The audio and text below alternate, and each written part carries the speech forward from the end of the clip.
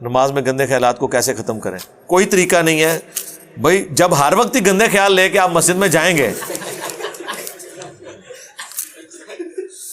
اچھا میں آپ کو ایک دنیا سے ایک مثال دیتا ہوں.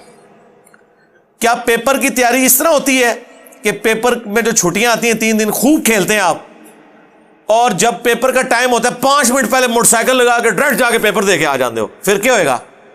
فیل ہی ہوگے. ایسا تو نہیں ہوتا. پیپر کے وہ جو 3 دنوں کی چھٹیاں ہیں، دماغ میں ہر وقت پیپر سوار ہوتے ہیں، تاکہ جا کے مشکل پاس ہوندے ہو. تو نماز کے لیے بھی تو آپ یہی کر رہے ہیں نا، ایک دم اچانک نماز پڑھنے چلے گئے مسجد میں. بھائی تسلی سے اذان ہوئی ہے، جائیں وضو کریں، جا کے 2 نوافل پڑھیں. بخاری میں حدیث ہے کہ ہر اذان اور اقامت کے درمیان 2 رکھتے ہیں. 3 دفعہ حضور نے فرمایا. پھر فرمایا کہ جس کی مرضی پڑھ لے نہ پڑھے. تو وہ سنتیں تو اللہ نے رکھ دی ہوئی ہیں، زور سے پہلے 4 رکھ دی ہوئی ہیں، فجر سے پہلے 2 ہیں، مغرب سے پہلے بھی 2 ہیں.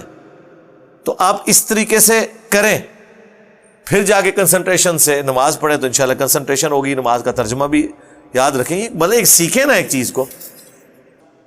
سفید داڑھی کا رکھنا جائز ہے؟ جی بالکل جائز ہے.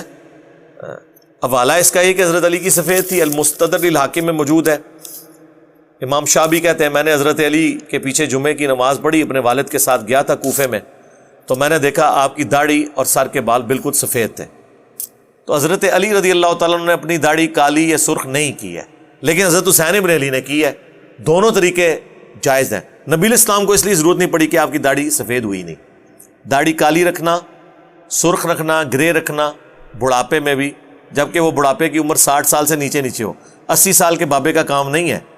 مسلم میں حدیث ہے، ابو قحافہ پیش کیے کہ حضرت ابو بکر کے والد تو ان کی داڑھی سفید تھی. حضور نے فرمایا اس کو داڑھی رنگے لیکن کالے رنگ سے اجتناب کرے. تو بوڑھے بندے تو کالے رنگ سے اجتناب کریں گے، لیکن 60 سال کے نیچے کالا رکھ سکتے ہیں. اور بعض لوگ تو بیچارے وقت سے پہلے ان کے بال سفید ہو جاتے ہیں، وہ بھی کالے کر سکتے ہیں. داڑھی کو کالا کرنا میری یہ ویڈیو دیکھنا ہے تو سفید داڑھی رکھنا، اس کے اوپر کوئی کسی کا اختلاف نہیں ہے اور رکھ سکتے ہیں. وہ جو حدیث ہے نا بخاری مسلم میں کہ یہود و نصارہ کی مخالفت کرو، وہ داڑیاں نہیں رکھتے تم رنگو، وہ صرف ترغیب دلانے کے طور پر ہے. وہ فرض حکم میں داخل نہیں ہے، وہ مشورے کے اندر ہے ایک.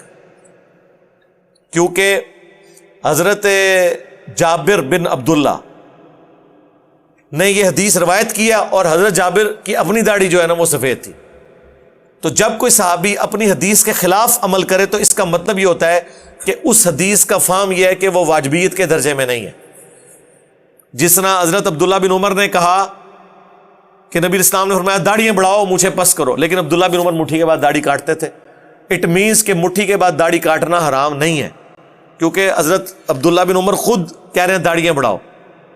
اور مزے کی بات 3 ہی صحابہ ہیں جو کہہ رہے ہیں داڑیاں بڑھاؤ اور تینوں مٹھی کے بعد کاٹتے ہیں.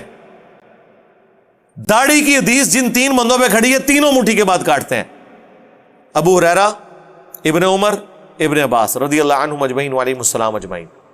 اسی وجہ سے جو محدث اعظم سعودیہ ہیں شیخ البانی، وہ تو کہتے ہیں داڑھی مٹھی کے بعد رکھنا حرام ہے. وہ کہتے ہیں جب صحابہ نے مٹھی سے بڑھنے نہیں دی، اس وجہ سے مٹھی کے بعد جو رکھتا ہے وہ حرام کام کرتا ہے، وہ اس گلوب میں چلے گئے. جبکہ اس کا فہم جو مجھے سمجھ آئی اور میں نے شیخ زبیر صاحب کو جب بتایا تو وہ بڑے خوش ہوئے. کہتے ہیں میں اکثر سوچتا تھا کہ عبداللہ بن عمر تو اس جگہ سواری بھی بٹھاتے تھے جہاں حضور نے سواری بٹھائی ہے، صحیح بخاری میں آیا ہے. مسند احمد میں آیا وہ اس جگہ پیشاب بھی کرتے تھے جہاں نبی الاسلام نے سفر حج میں پیشاب کیا. تو داڑھی کیوں مٹھی کے بعد کاٹتے تھے؟ تو مجھے اس سوال کا جواب نہیں ملتا تھا. تو شیخ صاحب کو میں نے کہا کہ میں نے اس پہ بڑا تفکر کیا ہے، میرے نزدیک اس کا جواب یہ ہے کہ چونکہ نبی الاسلام کی داڑھی مٹھی سے بڑی نہیں ہے تو عبداللہ بن عمر اپنی داڑھی کو مٹھی سے زیادہ نہیں ہونے دیتے تھے کہ جب حضور کی نیچرل نہیں بڑھی تو میں کیوں بڑھنے دوں. یقین کریں شیخ زبیر صاحب اتنے ایکسائٹڈ ہوئے فون کے اوپر، مجھے کہتے ہیں اوے علی بھائی اتنا بڑا مسئلہ آپ نے حل کر دیا ہے. میں بھی سوچتا تھا کہ عبداللہ بن عمر کیسے سنت کی مخالفت کر سکتے ہیں. یہی وجہ ہوگی، حضور کی داڑھی مٹھی تھی. ایک ہی حدیث ہے حضور علیہ السلام کی داڑھی کی لمبائی کے اوپر، اور وہ ہے شمائل ترمذی، امام ترمذی کی کتاب میں، کہ حضور کی داڑھی نحر تک تھی. یہ جو ہلکا سا گڑا بنا ہوتا ہے نا سینے اور گلے کے جوڑ میں، یہاں تک تھی.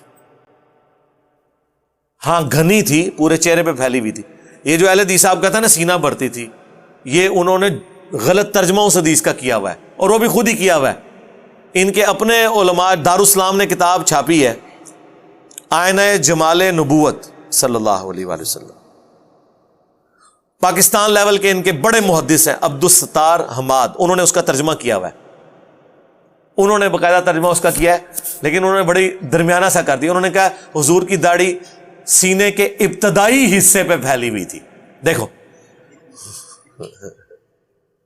زور احتیاطی کی تھی نے, احتیاطی ترجمہ کیتا ہے, سینے کے ابتدائی حصے پہ پھیلی ہوئی تھی. تو پہلا تو جھوٹ آپ کا پکڑا گیا, سارے اہل حدیثوں کو آپ نے پڑھایا ہوا ہے کہ سینہ بھرتی تھی, وہ غلط ہو.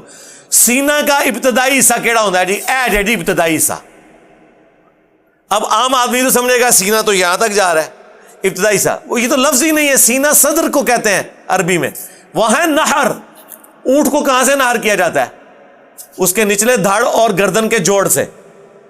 فصلی لربک وانحر, نہر کا لفظ ہے عربی میں کہ حضور کی داڑھی نہر تک تھی. نہر ہی ہے. میرے کئی بال مٹھی سے زیادہ ہے, میں نے کبھی بھی نہیں داڑھی کاٹی الحمدللہ, حالانکہ چند بال کاٹ سکتا ہوں لیکن نہیں, ٹھیک ہے, کیونکہ میں نے شروع سے کبھی کاٹی نہیں ہے. تو جو لوگ شروع سے نہیں کاٹتے اکثر کی داڑھی مٹھی ہوتی ہے, چند ایک کی بڑھ بھی جاتی ہے, لیکن زیادہ تر اس طرح. تو نبی علیہ السلام کی اللہ نے بڑھنے ہی نہیں